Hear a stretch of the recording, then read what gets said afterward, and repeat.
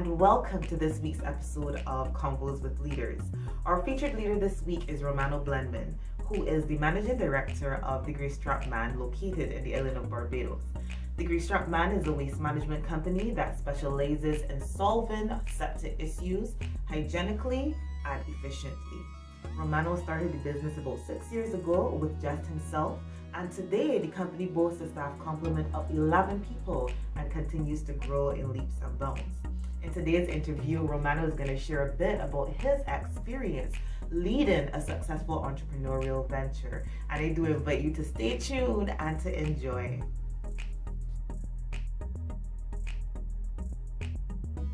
Tell me about what this represents as far as leadership is concerned.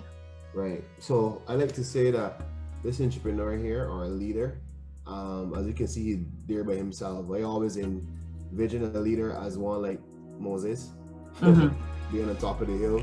Fire up there, that entrepreneur. The fire is just the problems that he'll face, but right. Yeah. There's a journey, and we're trying to get over here as the entrepreneur. Yeah. But there's so many pitfalls. There's walls, there's blockages. There's little drop-offs and another blockage. Little ladder together, but then over here have a jigsaw. And you gotta figure out. So the reality is, for me as an entrepreneur, I've grown to realize at first it was just myself, then it was myself and my wife, then it was myself, my wife, and someone else. Yeah. Right? And then you grow and you grow.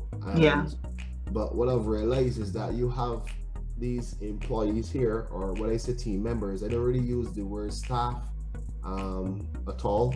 I say team all the time because it takes a team effort. Yeah. And it positions it differently, Exactly. Yeah.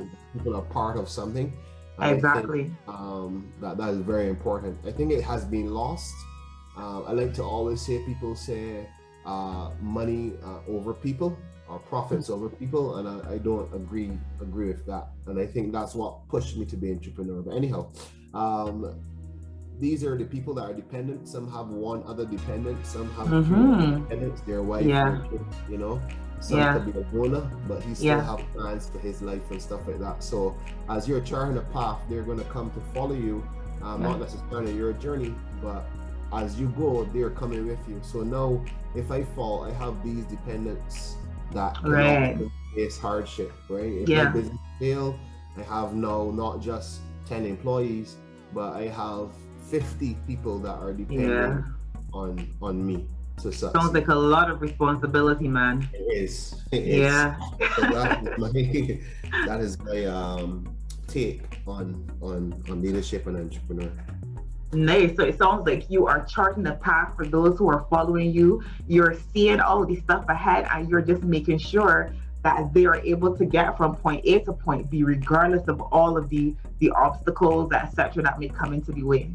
Correct. The problems are what make an entrepreneur. It's us to solve the problems. Obviously, you need help because it's difficult. I read something recently of talking about solving problems by yourself, and it's actually an error. So you actually need people as well. So while I'm there, I'm going to lean on other people to run an idea by them so you need that support system.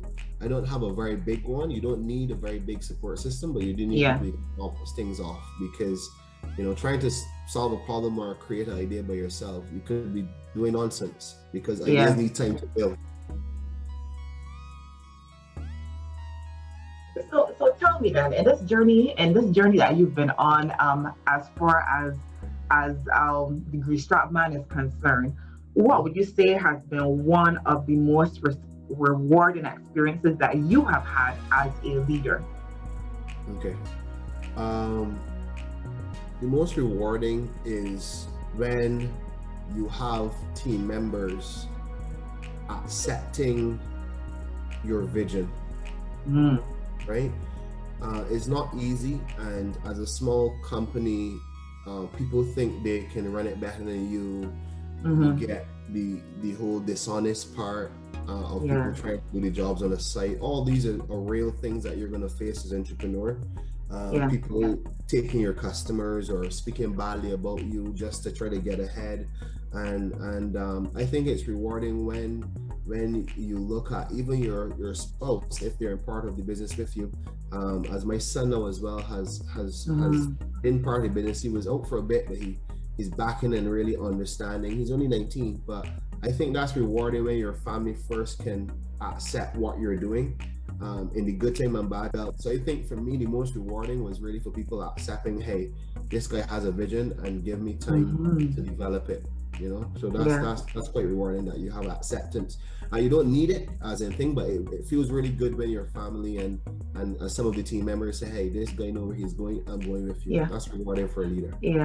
And the truth of the matter is, if you think about it from the perspective of a team, like you know, and you would know, we weren't made to be alone. So you do, if you're going on a journey, it does feel good to have people who accept and can see the vision and to walk with you. So regardless of whether or not you're a leader, I do see, you know, that joy of being able to have people who grasp your vision and will walk with you in your vision.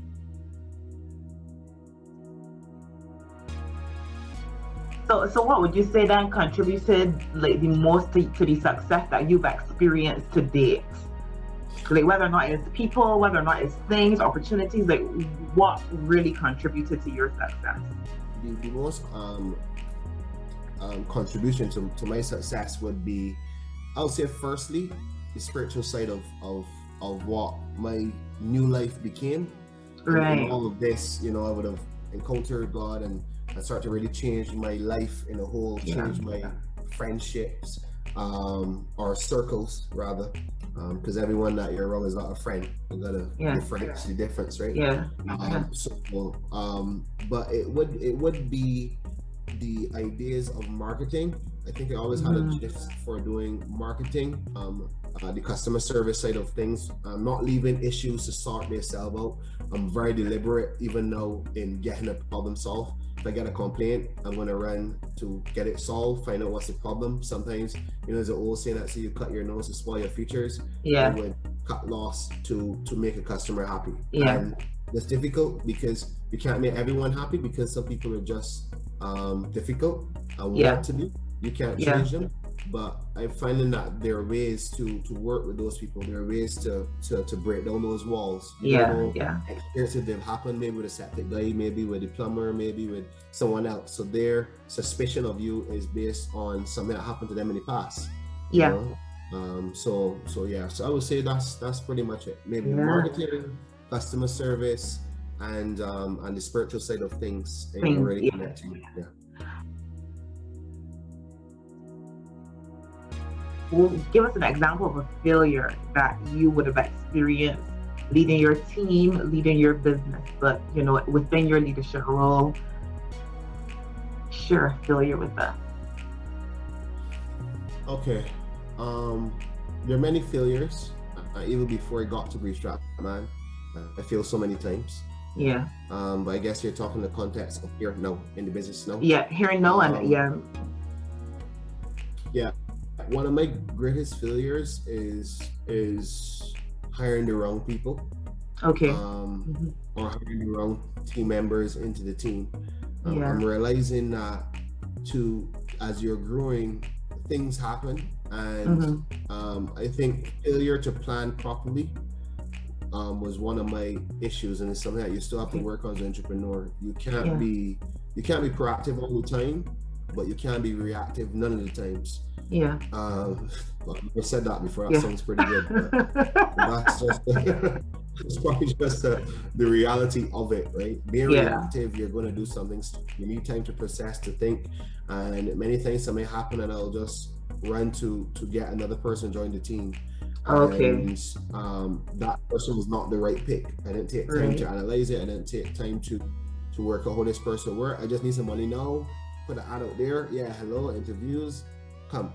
No, I'm really trying to rethink, especially when you're growing, and that's one of the things to pace yourself with growth. And that's why it's a failure to plan, because you're growing. You need another vehicle, you need another person, but you got to plan this thing out properly, that you can bring, you know, the people at the right time and the right people that you need at the time to work with the team and culture at the company. You know, you can't be bringing in negative people. You can't be bringing in pragmatic and well, and you need people. But I am a people's person, and I believe that anybody can change. And I like the challenge of teaching people and helping them, and even men. I'll sit down and talk with them, not any HR or anything, human resources, but I obviously want to raise the word. I think the word has a lot to teach you, so why not try to help people out? But I think one of the other things for me, apart from planning, would be to realizing that it's not a charity, it's a business. Right. And you have to go to a point to understand, hey, it is a business. If have a charity, come to the charity and we'll talk and we'll do all this stuff, right? It's a business. So my biggest failure would be failure to plan and hiring process. I said there are many other things that you didn't do right or you could do. One would be development for myself, which comes into planning as well.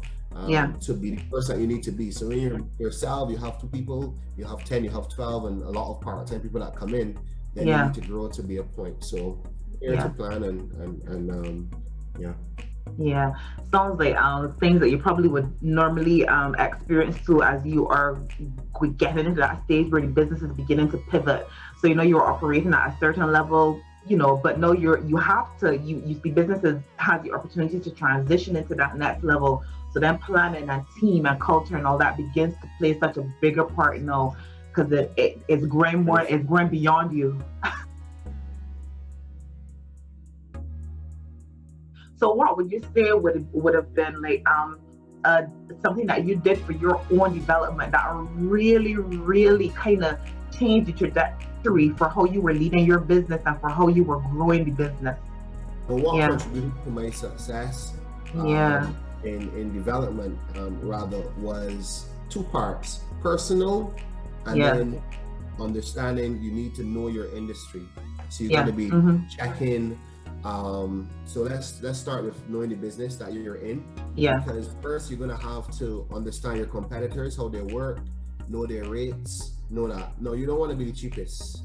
Even in government bidding, they never give it to the cheapest person. They never, well, not always give it to the most expensive. But you want to price yourself of your worth as well, but also in a market that makes sense, right? And I think many times to find that balance is not easy, but you'll have to figure that out. So knowing the competitors, knowing the business well, looking to see what was done in the past, why it failed, why it doesn't work, and the new equipment and stuff that will help it to work better. So for me, what I did is that I would go, apart from looking at YouTube videos, I would go to trade shows and actually look at new equipment, look at the technology. There are trucks and stuff, equipment that I would love, but we're not there to buy it. I can't. I don't have access to $1 million to buy a truck. Some companies in Barbados was able to buy 1, sometimes 2 of them. You know what I mean? That's reality, right? And you can't look at that. You have to look at where you are, and don't put your hat too far, that you can't reach it, right? So I like that statement, Romano. The whole idea of you see where you could go, but that does not happen. You don't climb the mountain by jumping from the bottom to the top. There are steps that you take to get there, and I really do like that statement. Let me come back and let you continue talking. Go on. That's okay. It's okay. It's a mistake that entrepreneurs make. Take your time. If somebody doing this old truck, these old things is okay. Keep going. You'll get there, right? So one of the things was the going to the trade shows, know your competitors, growing, and then you yourself thinking of ways that you can make it better. What little piece of value can I add to my customer or my service or to the trucks or the equipment that I have that the rest of people don't have? And that's something that you have to constantly develop and always looking, because it's like a boxer. To me, I'm thinking, you think of Ali and Mike Tyson and stuff. Then you have a belt. Listen, you got people training in the desert, up in Hillaby. You got in St. Andrew training. They're training. In my mind, they're at the bank with proposals to get money to come against me. I'm chasing my shadow, but I'm also chasing my competitors. So all of competitors are about me and my money, and all of them looking to get me and do better than me. I'm running from them, right? So yeah. that's what you gotta think. You gotta think that, because some of them are getting ideas, some of them are reading, some of them are developing, and some of them are plotting to plan. They may not have you in mind, but you know you're in the industry, so that's the reality, right? That's for business side. For me now, one of my things is really getting into a lot of reading. As you can see my collection behind, I've made up my mind 3 years now to start reading a lot more. I haven't been as disciplined. I've tried Audible, I've tried, don't beat yourself up. Listen, it's not a sprint, you know what I mean? It's a marathon. Take your time, you know, you're gonna get there, you know. I personally like take books, so like this John Maxwell book, this discourages me because I was not a big reader. So what I'll do, I'll find 10 books. I'll take a book like this, right? I'll take a book like this, right? And this is Mike Murdoch, you know, Come a Leader. I've read this times, many different authors, but you know, so find what works for you. If you do like 10 books, don't pick it up. Find 10 versions of the book. Or gradually pick at it and stuff like that. But you know, Audible has helped, you know, for walking. Find some time for yourself and use that for time for development. But personal development would be the next thing that have really helped me. Trying to do a lot more reading, both on the spiritual side and in the business side. A couple things that you said that I just kind of want to pick up on, and I'll start first with the business side. When you were talking about, you know, just taking time to actually think about the business, and that really stood out to me, just simply from the point of view of, you know, sometimes you can get so caught up in doing the business that you don't actually have the time to think about the business. And if you're not thinking about the business, then you can't really position the business to grow. You can't think about what needs to be done within your team. You can't think about how to solve a problem. You know, you can't be a leader because you're not thinking about it. And the leader has to be really thinking and has to have that bird's eye view that they're taking the business from one place to the next, just like in your mountain. You know, you have to think about where you're going. So that's one of the things that really stood out to me. And then the second thing, even in terms of development, is just listening to all these various things that you are reading or listening to. So you're talking about marketing, you're talking about leadership, you're talking about the business. So there is a wealth. So it's not just like, to me, it sounds like, and you can correct me if I'm wrong, that you have not settled and developing yourself in only one area, but there seems to be a way foundation that you're kind of building for yourself. When you think about the stage that you're at now in your life and your career, so you know where you've been, you know the present situation where you are, and you know where you want to go, what would you say is, like, what would most support the growth that you'll need to move from here to get to the next stage that you want to be at? It may not be the end stage, but it would be the next stage. What would you say is the support that would be best for you? I think having the right mentor. It gets to a point where you're in the deep ocean and you know you're seeing the big waves out here, you're seeing the swells at different points in time. The water's dark blue, you know, there are a few sharks in the water. You get hit with all these people swimming, and you're going to need someone that has been in that water for a long time. One of those old fishermen that just go past you in a small boat, and you're in a big boat, but they're in a small boat, and say, it's all right out here, cool. You know, you need one of those people that can think. So I think mentorship would be something that I would need in next season. Continuing growth, you have to continue growing. I feel like if every day I'm behind, I'm like, why didn't I think of this years ago to develop myself? You know, although you're gradually doing it, why did I take it more serious? Why can't I read that? CEOs read 52 books a year.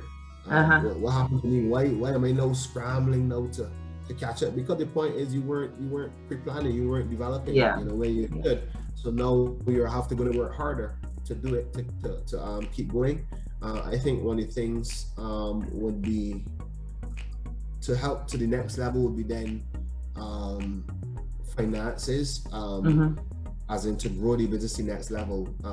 We've taken the grassroots approach, and I had two grandparents that would have taught me two different ways. One was always borrow, never use your money, and one was don't own the body. Use your money, don't borrow, save your money or do it. So you get split in the middle of this thing of like, which one? Which one? So sometimes I'll use him, and then sometimes I'll use Granny's. Remember? Yeah. Realizing, hey, you gotta think for yourself now, and both works. I've done both, but I like to use the finances that you have in your business or whatever to grow with it. Business, yeah. Then you stifle. There's a point that doesn't work anymore. Yeah. And you can stifle the growth of the business, or you can stifle the business if you take the money out and then there's none there. Not enough. To deal with issues, pay your team members and stuff like that. So those two things are really having someone that was been there already, to mentor and just share this is what's going on, and the right people. So considering that other people, other leaders, other entrepreneurial leaders are going to be listening to this conversation, if there is one thing that you would tell a young entrepreneur, a young entrepreneurial leader coming up, what would be that word of wisdom or advice that you would leave to them?